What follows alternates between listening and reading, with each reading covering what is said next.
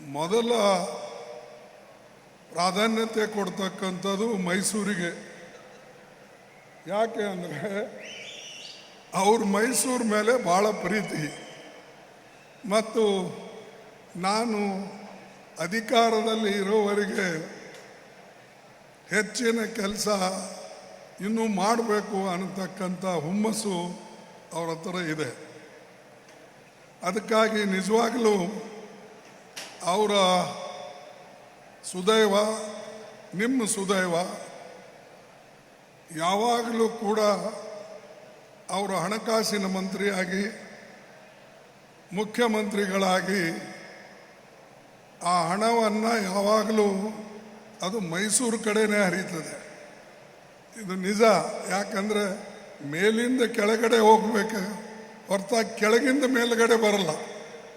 ಹಾಗೆ ಸಾಕಷ್ಟು ಅಭಿವೃದ್ಧಿ ಕೆಲಸಗಳನ್ನು ಅವರು ಮಾಡಿದ್ದಾರೆ.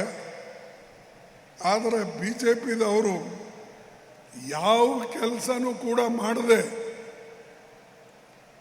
ಅವರು ಬರೇ ಟೀಕೆ ಮಾಡ್ತಕ್ಕಂಥದ್ದು. ಅದಕ್ಕಾಗಿ ನಾನು ಯಾವಾಗಲೂ ಹೇಳ್ತಾ ಇರ್ತೀನಿ, ಬಿ ಜೆ ಪಿಯವರು ಟೀಕಾಚಾರ್ಯರು. ಟೀಕೆ ಮಾಡೋದು ಒಂದೇ ಗೊತ್ತು ಅವರಿಗೆ, ಯಾವುದು ಕೂಡ